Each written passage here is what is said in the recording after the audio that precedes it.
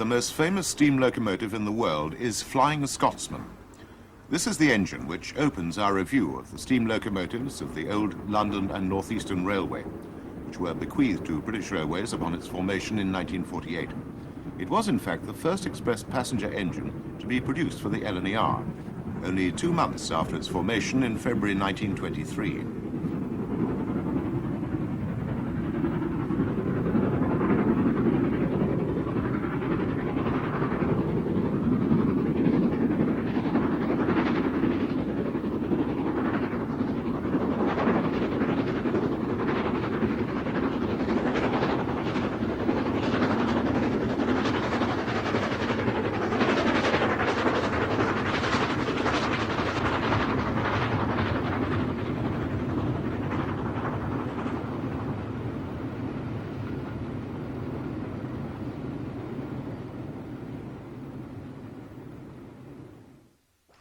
After the war, the L.N.E.R reorganized its locomotive numbering policy to keep all locomotives of any particular type in sequence.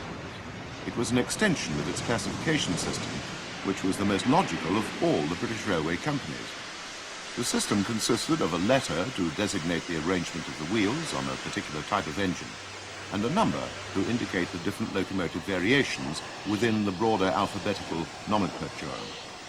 Therefore, we start, naturally enough, with Class A1, which was the final independent L.N.E.R express passenger design. This is number 60120 Kittiwake, which was the 7th of A.H. Peppercorn's 6-foot 8-inch driving wheel express passenger design, the final development of the Flying Scotsman type of engine. Wheel diameters were an important factor in the type of work for which a locomotive was suitable. As the larger the wheel, the faster the engine would go for a given number of revolutions, these being limited by the speed with which steam could be admitted and ejected from the cylinders. Conversely, smaller wheels gave lower speeds but a greater torque effect, so goods trains engines had smaller wheels.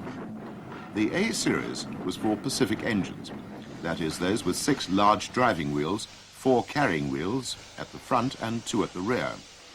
This is described as a 462, but known by the nickname Pacific. Many of these nicknames came from the United States, including this one. The engine we now see was the first of the A1's W.P. Allen, and its working a rail enthusiast tour in the 1960s. 49 of these A1s were built, but they were all withdrawn from use between 1962 and 1966, without any being preserved.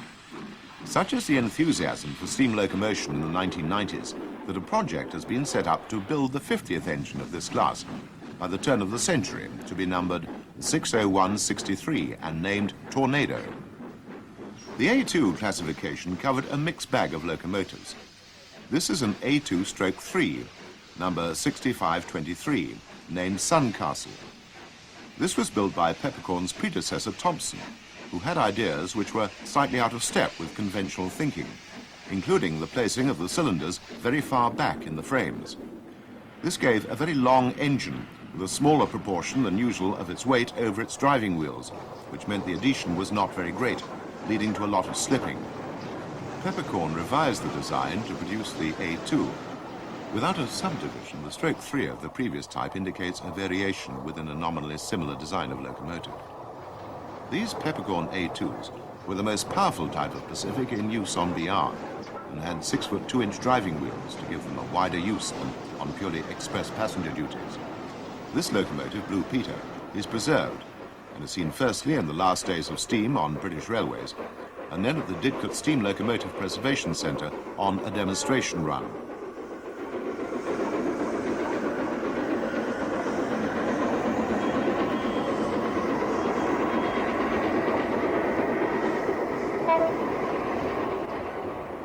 Flying Scotsman reappears now. This engine belongs to Class A3 and is the only preserved example.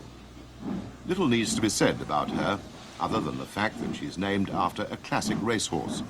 The name also applies to a famous train, which is still operated by British Rail, but this is the locomotive Flying Scotsman.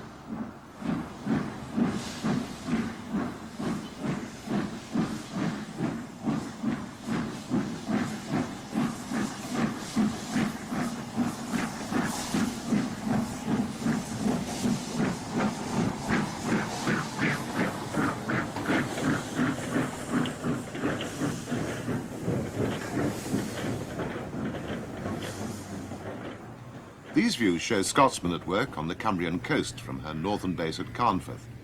Her owners also operate a franchise to run steam excursions on British Rail metals under the title Flying Scotsman Services, or FSS, from Carnforth.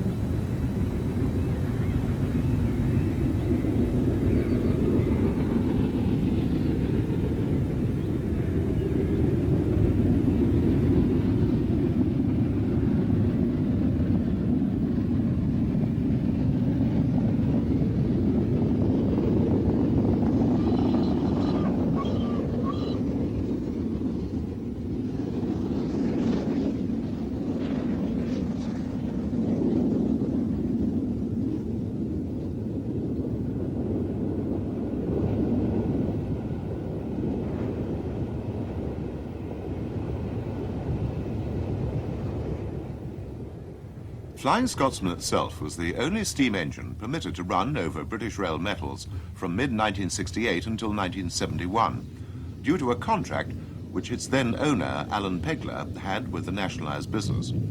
As a result, the locomotive has always had a special place in preserved railway circles, and this has led on to the business of promoting steam specials. FSS now organises steam workings for virtually every weekend of the year throughout the country, and owns the unique train set of Pullman and first-class coaches which are used on these. Crossing the Esk Viaduct in Cumbria is the complete Flying Scotsman Services lineup of locomotive and train.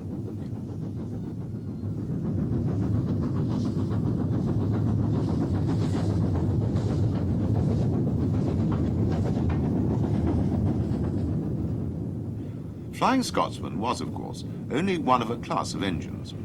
This was the A3 class, designed by the redoubtable Sir Nigel Gresley. He was a believer in a big engine policy, and his first express design, at that time designated A1, was this Pacific class.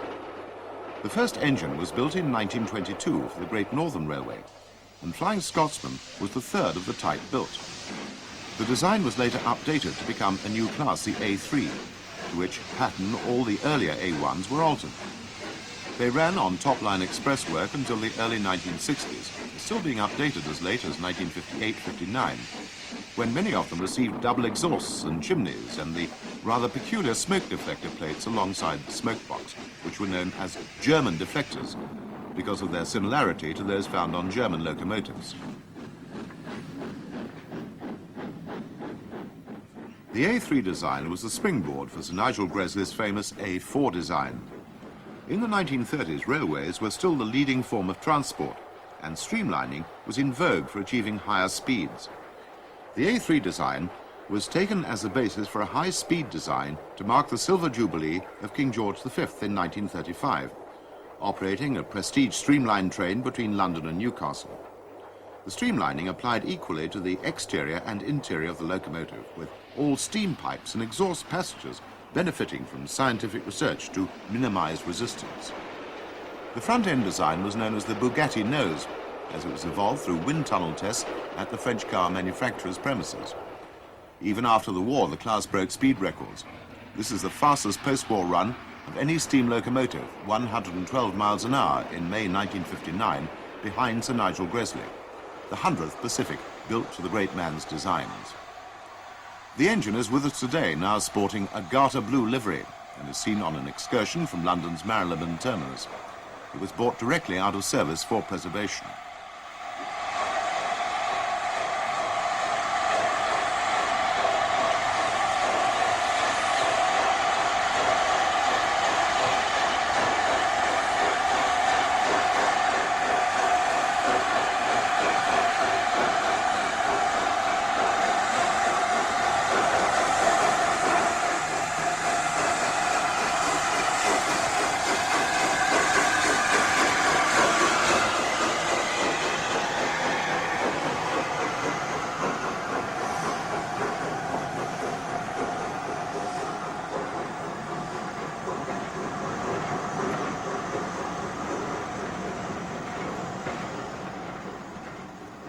The engine has been seen in many parts of the country and has already had 3 overhauls, the latest bringing it back into action in the early 1990s. British Rail's conditions for allowing steam engines to operate on its lines include the requirement for a full overhaul every 7 years and 6-monthly inspections by its own staff. Running a preserved engine can be a very expensive business, and the various locomotive societies constantly need new members and funds to enable them to keep the engines on the rails.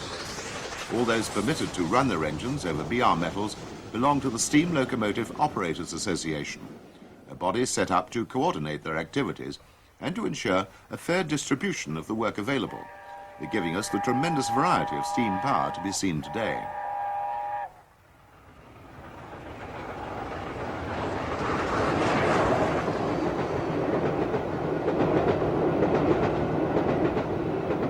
Sir Nigel Gresley was numbered 6007 in British Railways ownership, and another preserved engine, 6009, reminds us of their appearance in the 1950s and 60s in the BR green livery.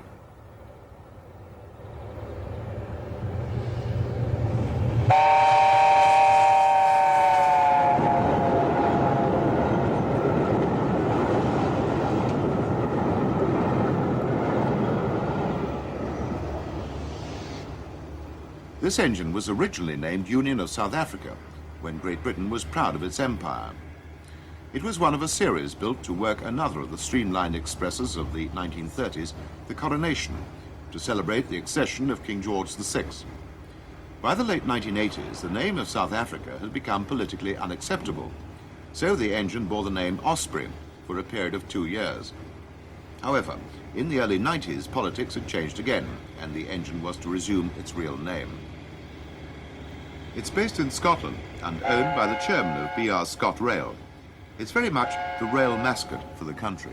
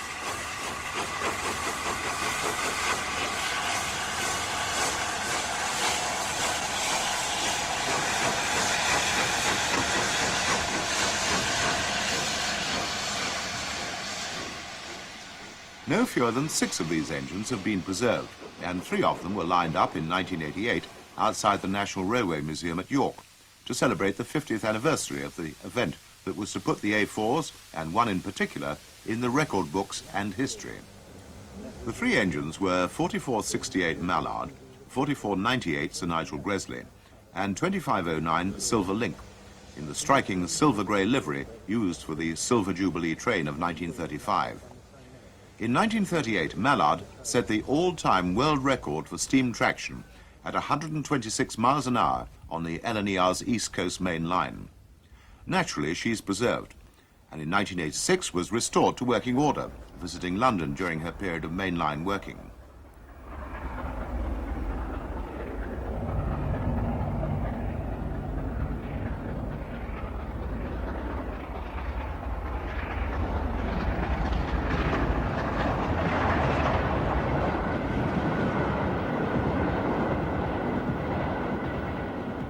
The engine illustrates the full streamlining that was applied to these engines as built, with valancers over the driving wheels.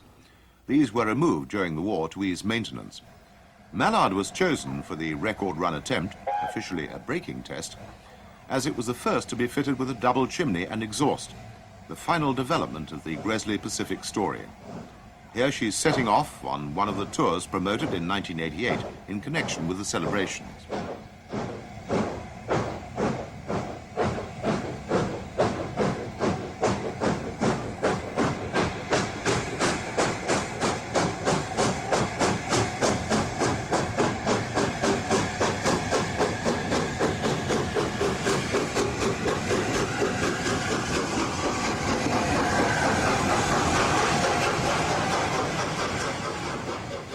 1988 also saw 150 years of travelling post offices, and mallard was used to celebrate that event. They are seen on part of a tour which went from London to the northeast over a period of 3 days.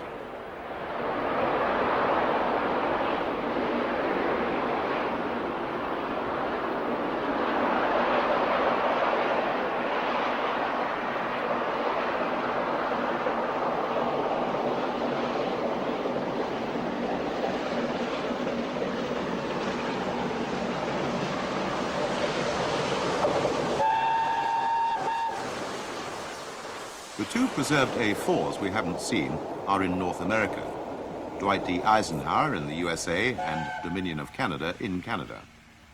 However, in 1991, a seventh A4 was seen, number 60027 Merlin. The magician had waved his wand over Union of South Africa to recreate a long-lost engine for a few weeks, the Scottish flagship having been renumbered and renamed whilst on a visit to England.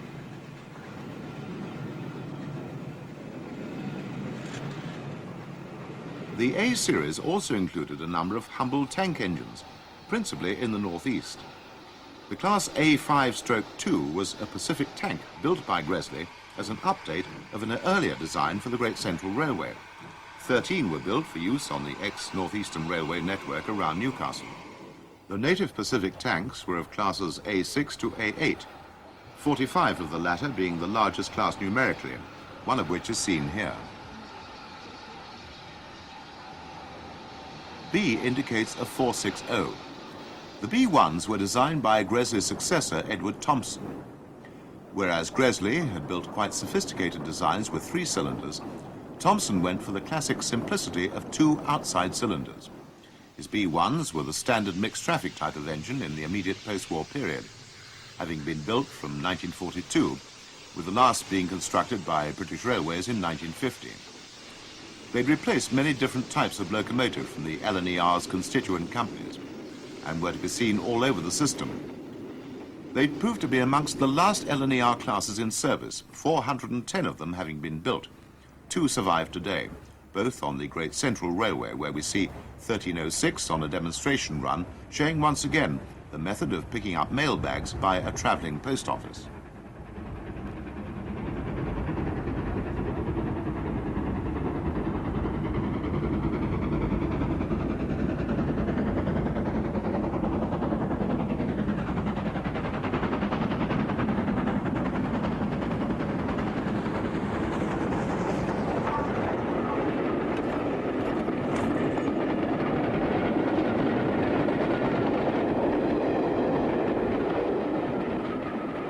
This engine didn't bear a name in service, but now carries the name Mayflower, which was borne by one of its less fortunate sisters, 1379. Here it's seen on loan to Birmingham Tyseley Museum. The Great Central and Tyseley are closely connected, with many of the latter's engines now at work on the former main line of the Great Central Railway. The B3 to B9 classes were of Great Central origin, but the next class to survive in any numbers into BR days was the Great Eastern B12 class. The original members of this inside-cylindered 460 type were drafted to work in Scotland, where their small boilers gave them wide route availability. Many others were rebuilt by Gresley, as were the other large class of pre-grouping 460s, the Northeastern B16s, 70 of which dated from 1919 to 1924. They were the last of the older type of 460 to go, some surviving until 1964. Sadly, none was preserved. This is one of the later rebuilds by Thompson, who produced a modern outline with exposed valve gear, making the class useful throughout the system, as seen here on the Great Central. The earlier rebuilds by Gresley were similar, but with Gresley's complicated form of valve gear, whereby the inside cylinder's valves were driven by a system known as derived or conjugated motion. This was used on his own B-17 or Sandringham class, produced specifically for use on the Great Eastern section, where turntables were too small to accommodate anything larger than these engines, which were equipped with very small tenders. A few locomotives in the C classification survived into BR days. Classes C1 and C2 were ex-Great Northern 442 or Atlantic tender engines. One of each is preserved at the National Railway Museum and are seen in 1953, when they were still working rather than static exhibits. There were more Atlantic tanks in the C series. These are members of the Great Northern C-12 class, an early suburban design from the 1890s, which were drafted onto country duties when replaced by later designs such as the N2 tanks. The last went in 1958. The Great Central Class C-13 tanks lasted a little longer, as did the enlarged version seen here, the C-14s. The last examples of each went in 1960. This one is working on an L.N.E.R outpost in Cheshire, whilst one of the earlier C-13s is seen in more conventional Great Central territory around Sheffield. Both types were used on local passenger services. They were designed by Robinson and built in the first decade of this century. Class C-15 was built in the second decade for the L.N.E.R's main Scottish constituent, the North British Railway. These handsome tank engines also ceased to exist in 1960. None of the Atlantic tank classes were preserved. Returning to Great Central country, we see the first of the D440s. This is a Great Central design of superheated express passenger locomotive, which was perpetuated by the L.N.E.R. These D11s were built just after the First World War, and some carried names associated with that conflict.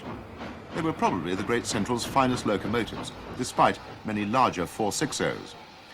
Those built by the L.N.E.R were specifically built to operate in Scotland on North British metals and had reduced height chimneys, cabs and domes. They were subclassified D11-2, whilst the original engines were D11-1. One of the originals has been retained by the National Railway Museum and has worked on loan on the present-day Great Central Railway, running in its original form as 506 Butler Henderson, the only working preserved Great Central locomotive.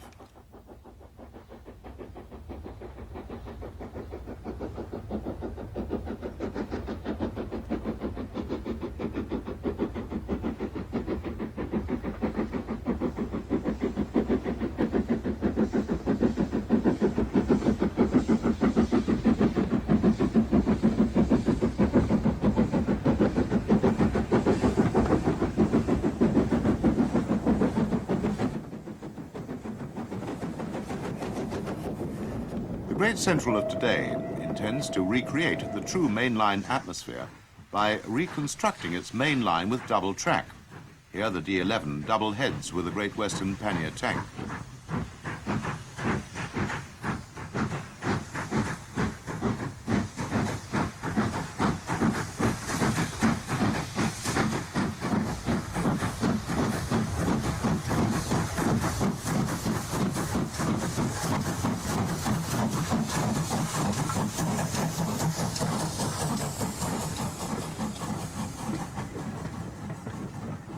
Great Eastern 440s formed the next class, D16. Once again, there were subdivisions, these being Class D16-3s, seen at King's Lynn in Norfolk. They were the survivors of a numerous class, often known as Claude Hamiltons, after the first of the type, of which 121 were built. Surprisingly, in view of the affection in which they were held, none were preserved. The 440 type was the most common for express passenger duties up until the beginning of the 20th century.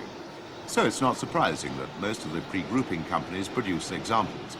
This is Class D20 of the North Eastern Railway, with a somewhat austere outline, whilst the engine that follows is from the North British and rather more elegant. The North British produced these Class D30 Scott locomotives, which were named after characters and places in Sir Walter Scott's novels.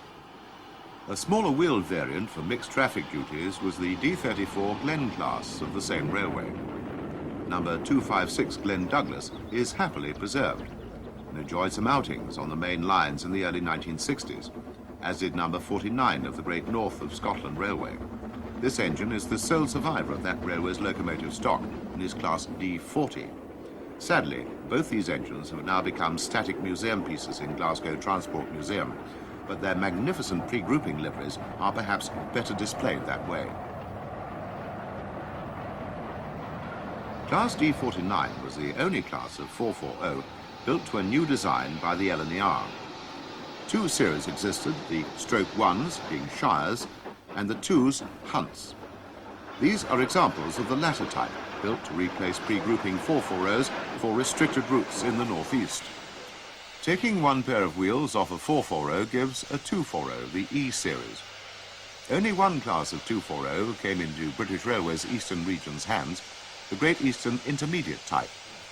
Classified as E4 by the L.N.E.R, these little engines were very useful for secondary routes, and 28 out of 100 built survived until 1954. Thereafter, they were rapidly withdrawn, but number 490 was preserved, but not in working order. The tank version of the E4s was the Great Eastern F6, a 242 type. These were used all over East Anglia on local services and designed by Worsdale, who later went to the North Eastern Railway and produced a very similar looking type of engine, the G5 class. These were 044 tanks, the only engines of this type to last into BR days from the L.N.E.R. 6 coupled engines makes up the J classes, the 060 being the commonest pre-grouping freight locomotive type. They varied widely in outline, from the simple J6 of the Great Northern to the quite curvaceous J11 of the Great Central. These little engines were known as pom-poms and lasted until 1963. The Great Eastern contribution was class J15, a very small locomotive, but one survivor today illustrates the glorious Great Eastern Prussian blue locomotive livery on the North Norfolk Railway.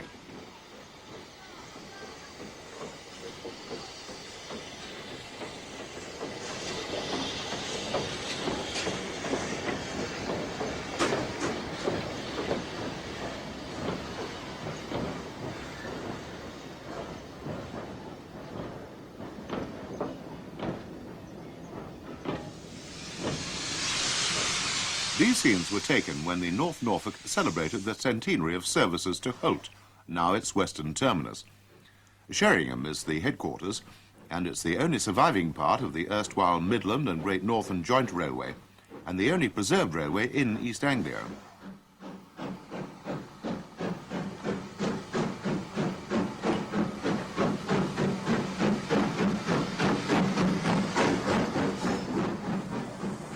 Note the coaches. These are from the former electric Brighton Bell of the Southern Railway, now in use as hauled stock.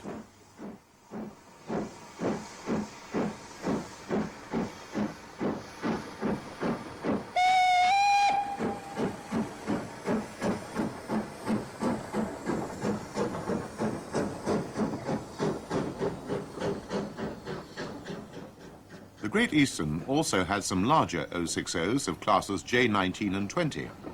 Whilst the classification J21 describes the Northeastern class, which once numbered 201 examples. These were the smallest of the numerous Northeastern 060s, and number 65033 has been preserved at Beamish Museum in County Durham. This is a J25, the next variety. Heading towards Beamish and Consett is the next Northeastern 060 of class J27. These were substantial locomotives, 105 of which were constructed between 1906 and 1923. Many survived to the very end of steam in the northeast in 1967, and this one has been preserved on the North Yorkshire Moors Railway as Northeastern Railway number 2392.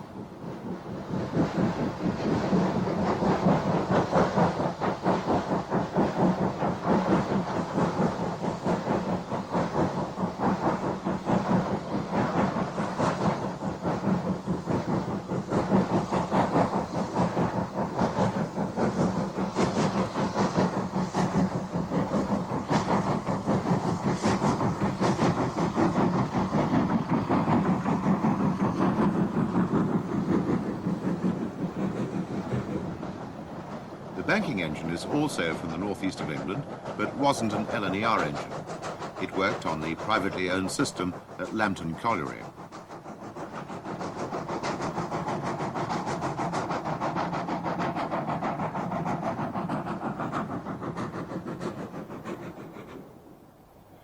The North British Railway contributed another long-lived class, the J36.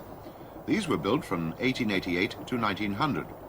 And 4 lasted until 1967. 168 were built, and 25 of them went to France during World War I. On their return, they were given commemorative names, and 65243 Maud is preserved in Scotland. In June 1986, it made a memorable run through the Scottish Highlands to Inverness for a BR Open Day, with somewhat inappropriately matched coaches.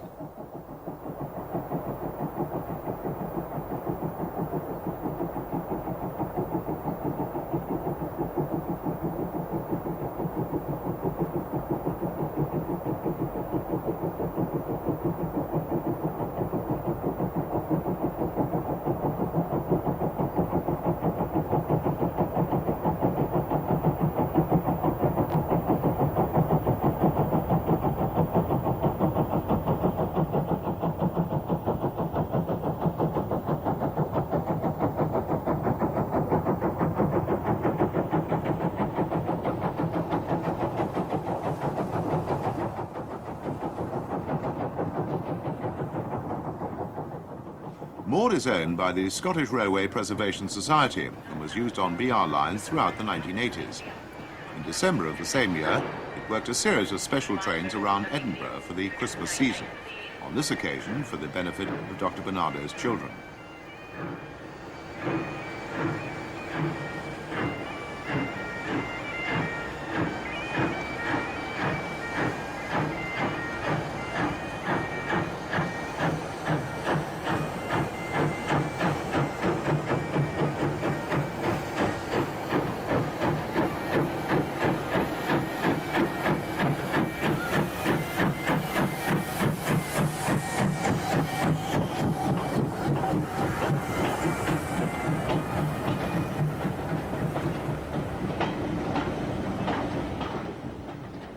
The North British also had some larger 060s of classes J35 and J37.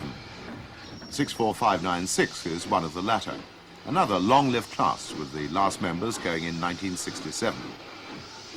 Due to the general simplicity and effectiveness of the 060, the L.N.E.R contributed some of its own pattern, classes J38 and J39, to a design by Gresley. The only difference was in wheel size. The first one we see is a J38 and the second a J39, the only visible differences being the small splashes of the latter.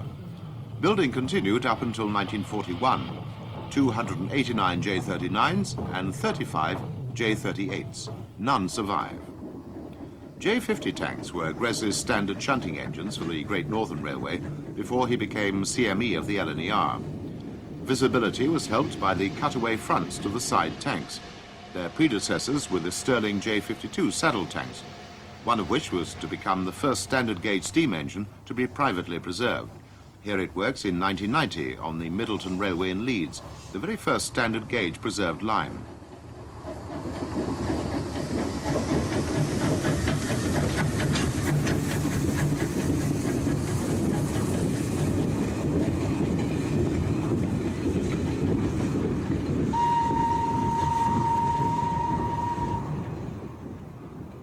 The engine was bought by Captain Bill Smith, who subsequently donated it to the National Railway Museum. In 1991, it travelled across the Atlantic to appear at the Sacramento Steam Fair in the USA.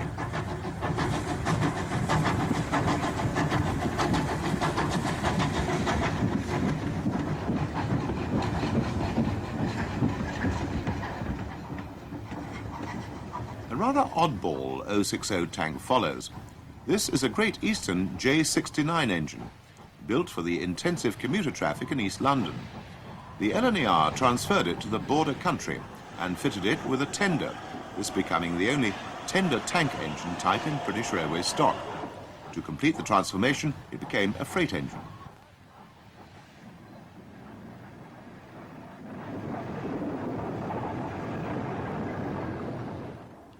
J71 was a class of North Eastern Railway 060 tank, of which the 120 examples were all scrapped by 1961. They were the larger progenitors of the next class, J72, which had a remarkable history.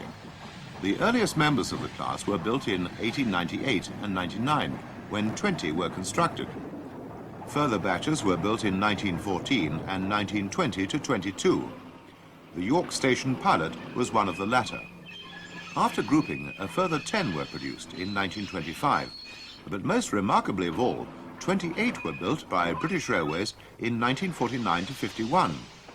69023 is one of the latter and has been preserved on the North Yorkshire Moors Railway as Joem in the station pilot livery seen earlier.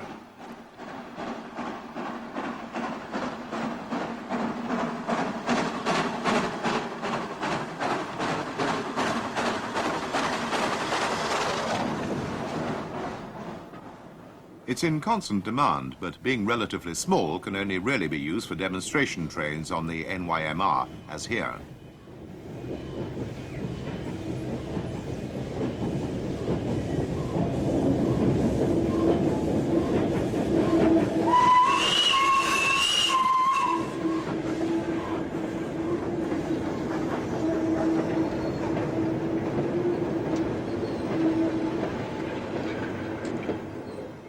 In recent years, it's been lent to other railways, most notably to the East Somerset Railway at Cranmore, where we see it heading east.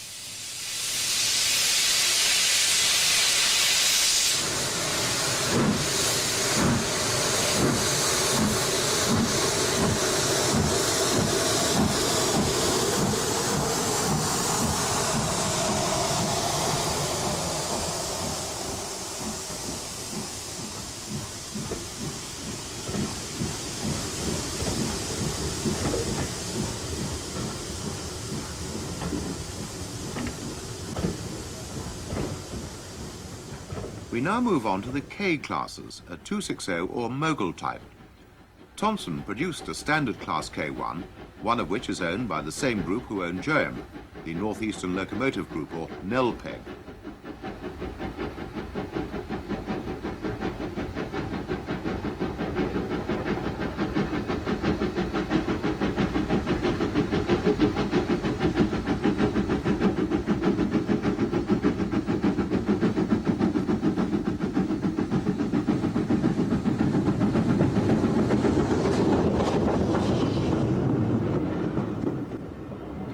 The engine has a BR certificate and has worked a number of seasons on the West Highland line in Scotland, including a run over the main line to Glasgow.